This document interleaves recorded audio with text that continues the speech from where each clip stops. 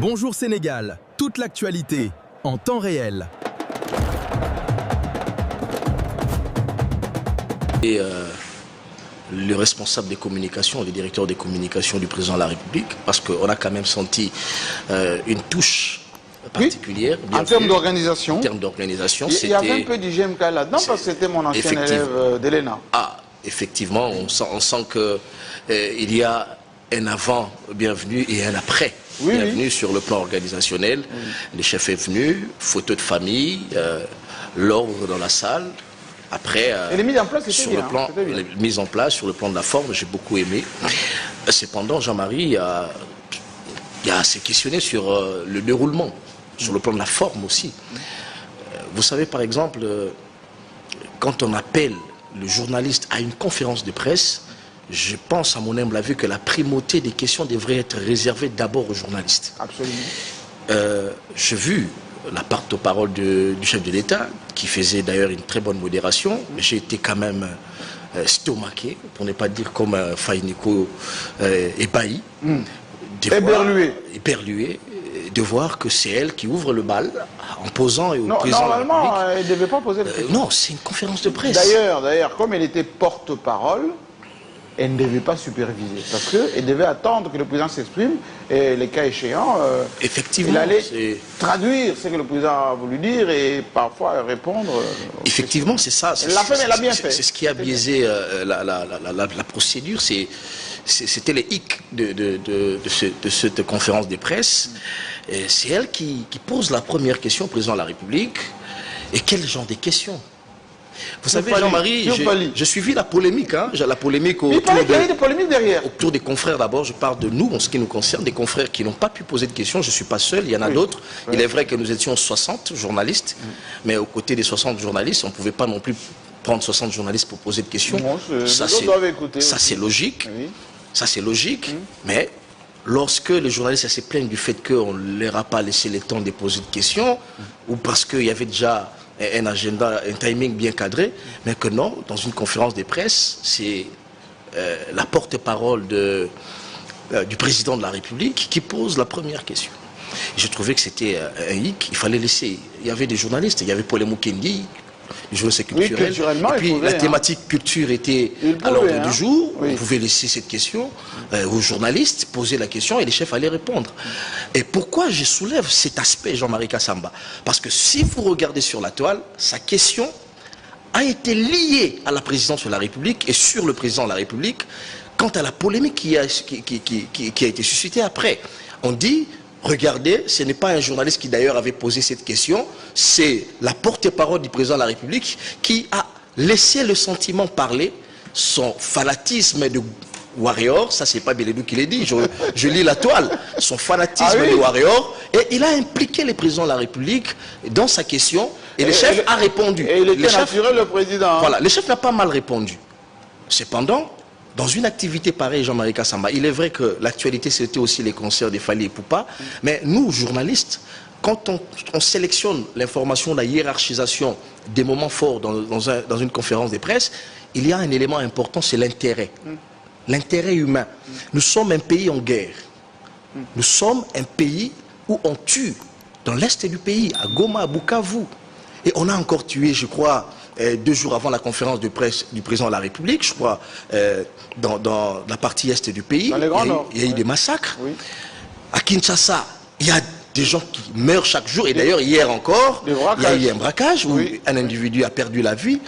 Dans un pays comme le nôtre, où tous les projecteurs sont braqués sur nous, le président de la République va parler, la première question, il va parler warrior, gaulois, il donne les agendas des artistes et musiciens.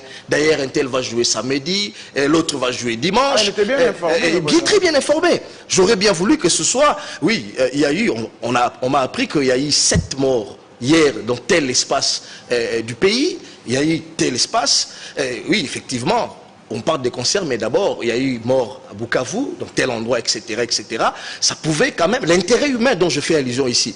Et ça, ce sont des choses que le service des communications du président de la République devrait faire. Un point de presse du président de la République, ce n'est pas à confondre avec un point de presse des Gaulois, des Cuida. On ne dit pas que la culture, c'est les cadets de soucis. Oui. Et donc, j'ai constaté que c'était le hic sur le plan de la forme. Oui. Mais sinon, on parlera du contenu, longuement, tout à l'heure. Du fond. Jean-Marie, je vais terminer peut-être par ça. On a beau parler de la sécurité ici. Oui. Le vice-premier ministre au ministre de l'Intérieur a été interpellé à l'Assemblée nationale, sauvé par une motion, je crois, incidentielle d'un député, Gary Sakata. Il est vrai que les proches du vice-premier ministre et ministre de l'Intérieur ont applaudi, ils ont sablé champagne, parce que les intérêts ont été sauvegardés. Hélas, Jean-Marie, 3 fois hélas, les problèmes ne fait que s'empirer maintenant. L'insécurité. L'insécurité. Je vous parle de Kasavubu. Hier, braquage. Qu'est-ce qui s'est passé? En plein 18h. Chez moi. Braquage. Oui, c'est vous. Mais les riverains ont vécu un scénario de western. Coup de feu en pleine ville. Casa de Papel. Casa de Papel. Coup de feu. Et ils sont partis avec le butin. Ah, ils ont quand même... Il y a eu mort d'homme, c'est ce qu'on apprend. Mais il y a eu mort d'homme. Il y a eu mort d'homme. Mais qui devrait répondre aujourd'hui? Excusez-moi du peu, j'ai beaucoup de respect pour notre police, mais le Congolais ont marre de voir l'appareil judiciaire et l'appareil sécuritaire, la police, revenir à la télévision que pour déplorer les dégâts et annoncer les bilans humains, les morts. Mais à votre avis, le hic est à quel niveau? Le hic, c'est au niveau de la coordination. Il y a un manque de logistique ou il y a un problème Écoutez, Jean-Marie Kassamba, vous savez, le problème, on l'a déjà dit, le problème, il est structurel. Structurel. Je l'avais dit ici, sur votre plateau. Oui. Il y a... Mais lui-même, il dit, il n'est pas ministre des Finances, il n'est pas ministre des Transports, c'est pas lui qui fait les routes pour qu'il y ait la patrouille, etc. Il ne fait que avec les moyens à sa disposition. Mais c'est ça le problème, le problème avec le Congo. Jean-Marie, vous savez, lorsque personne n'est responsable de rien... Non, il a à son niveau. Oui, mais lorsqu'il dit qu'il n'y a rien, on fait quoi? Non, il a les moyens de sa politique selon ce qu'on met à sa disposition. Alors maintenant, la population fait quoi? Alors Jean-Marie, vous voulez passer le message aux Quinois, aux Congolais qui vivent dans les agglomérations où vit l'insécurité, que le gouvernement, l'État, le VPM intérieur n'a rien à faire, il n'a pas de moyens et puis on fait rien. Non, on croise les doigts. Il fait ce qu'il peut. Il fait ce qu'il peut et puis on fait quoi? Demain, il y aura braquage, le VPM va faire ce qu'il peut. Et après-demain, etc. Au fait, le problème, on le sait, il est structurel, je l'ai déjà dit ici, il faut une politique. D'ailleurs, il y a une loi qui est à l'Assemblée nationale, la loi sur la programmation de la police. Je l'avais dit ici, c'est une loi qui pourrit dans les tiroirs de l'Assemblée nationale. Cette loi, je crois, a été initiée par le VPM de l'Intérieur lui-même. C'était un projet de loi adopté par l'Assemblée nationale, ça se trouve en commission. Mais il faut une ligne budgétaire pour qu'il y ait justement ajouter l'effectif, l'équipement, etc., etc. Mais avant que cette loi ne passe, on fait quoi? Mais il faut qu'il y ait des solutions conjoncturelles aussi. Vous voulez quoi, des brigades d'urgence? Comment Kimbuta et les Kanyama ont fait? Ils ont lancé une opération du Kofi, avec les moyens des bords. On a quand même pu faire des actions de dissuasion. Mais lui aussi, il avait lancé une opération là, non? Avec quel bilan, malheureusement? Avec l'ancien ministre de... Avec quel bilan, malheureusement? Et donc, Jean-Marie, Ndobo. L'insécurité, on n'en parle que peu sur nos plateaux, mais je vous dis, Jean-Marie, l'insécurité continue à battre son plein dans la ville-province de Kinshasa. Le message est passé. Je pense qu'il faudrait que les gouvernements s'y penchent, parce que nous vivons dans une insécurité totale. Merci, merci. Alors, je ne vais pas lui demander de revenir là-dessus. Je vais essayer juste de lui demander des nouvelles de Bahati Lukwebo et ses militants qui ont été inquiétés au beach. John Chikende, les juristes. Oui, il nous a manqué depuis un certain temps. Oui. Quelqu'un me disait, mais il a intégré l'Assemblée nationale, il a une commission pour la modification de la Constitution. Non, chaque fois qu'on est disponible, et que la grande équipe de production de Club 50 nous appelle, toute affaire cessante. Quelles sont les nouvelles débats? Jean-Marie, en tout cas, nous voulons dénoncer. Nous voulons dénoncer cette persécution. Non, vous utilisez des grands mots. Non, Jean-Marie.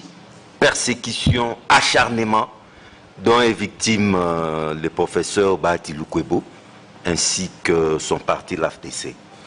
Qui le persécute? Laissez-moi évoluer, Jean-Marie Kassa. Oui. Les vice-présidents de l'AFDC et présidents du conseil d'administration de l'INERA étaient en mission, une mission tout à fait régulière au Congo-Brazzaville, Oui. en revenant les vendredis derniers, Oui.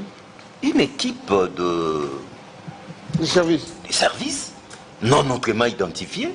Comment non autrement, ils doivent être en civil?